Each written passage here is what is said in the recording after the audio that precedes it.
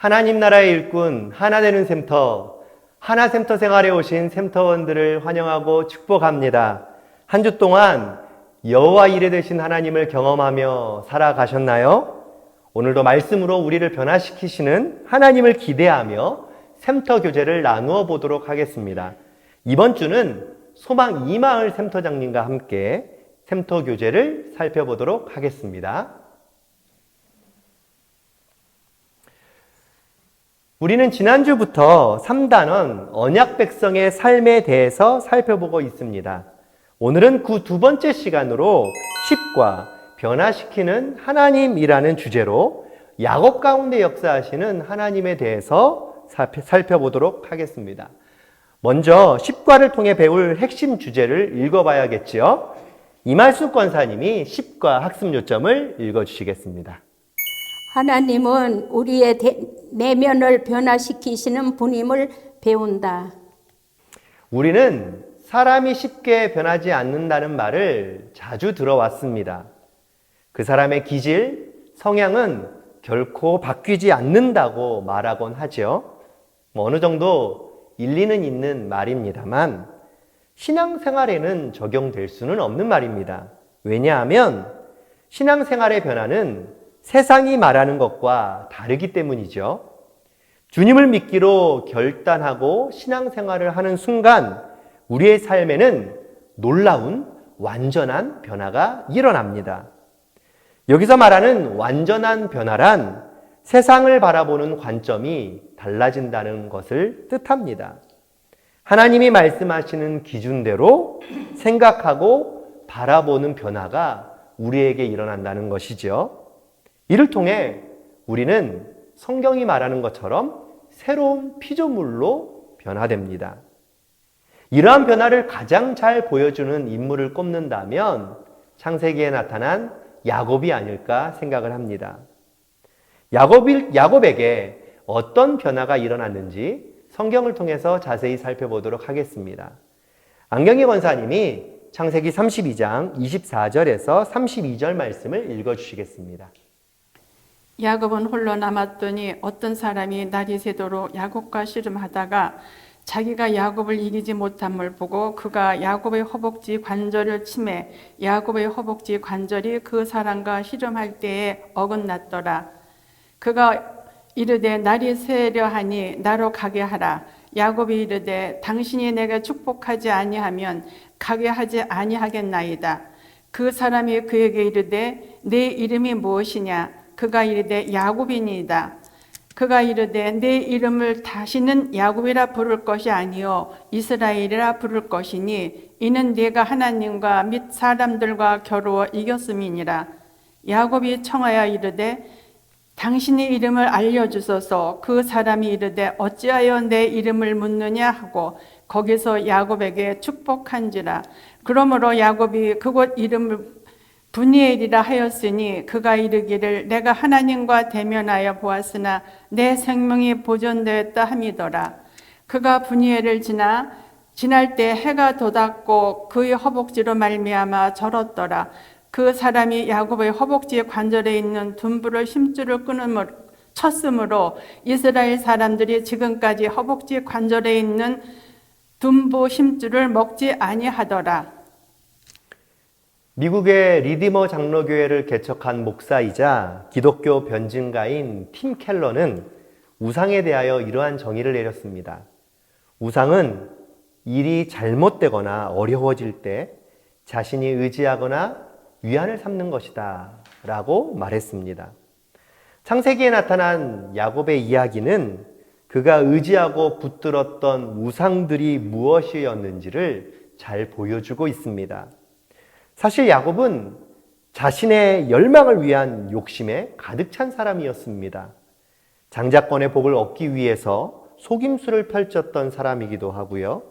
자신이 얻고 싶은 것이 있으면 수단과 방법을 가리지 않고 쟁취했던 사람이었습니다. 그런 그에게 하나님께서 찾아오시죠. 그리고 그의 정체성을 변화시켜 주십니다.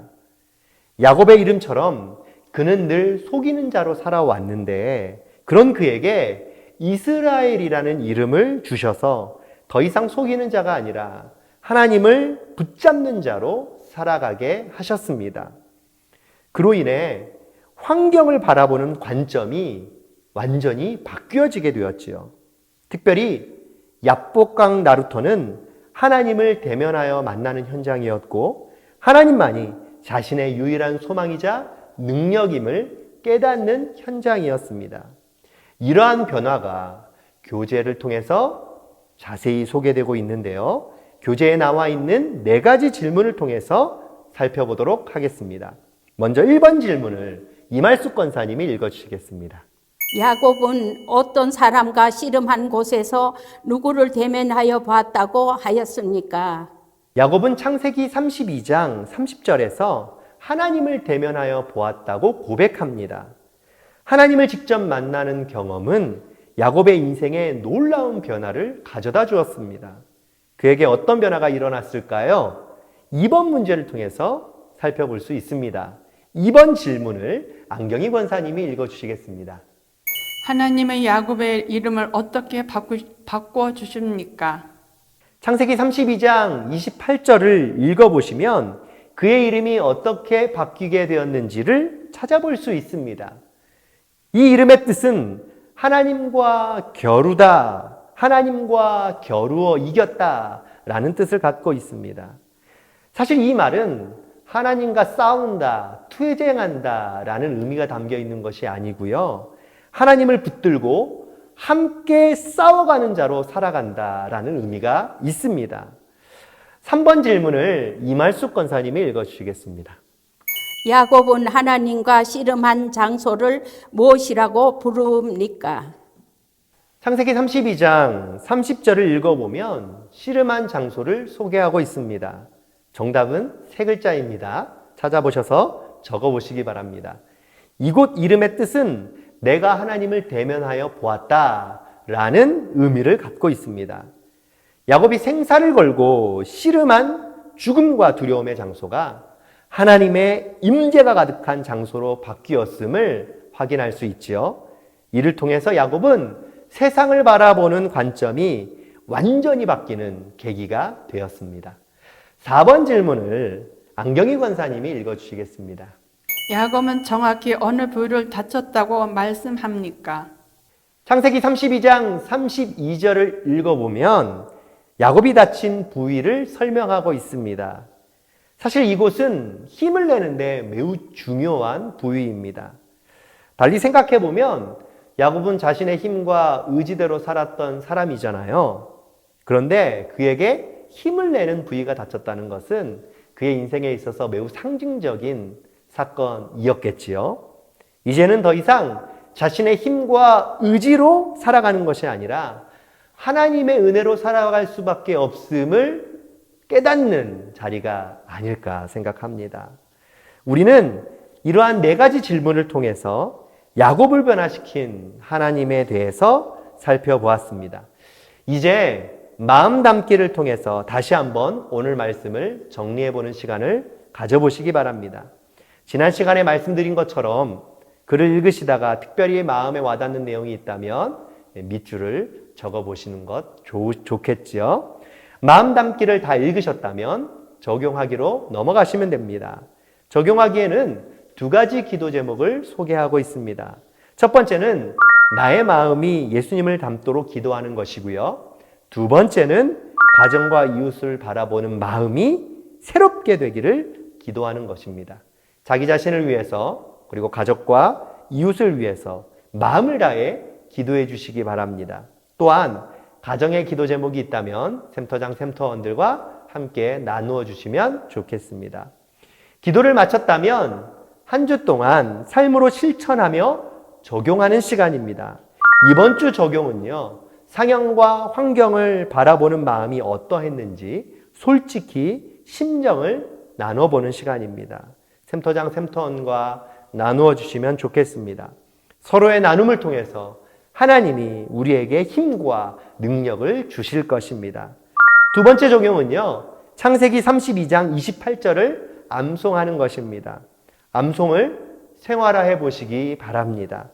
지금까지 영상을 보셨다면 이제 교재를 펼치시고 10과 예습을 해보시기 바랍니다. 하나님 안에서 변화된 삶을 경험하는 은혜가 이번 한 주 동안 있기를 주님의 이름으로 축복합니다. 그럼 교제 예습을 시작하겠습니다.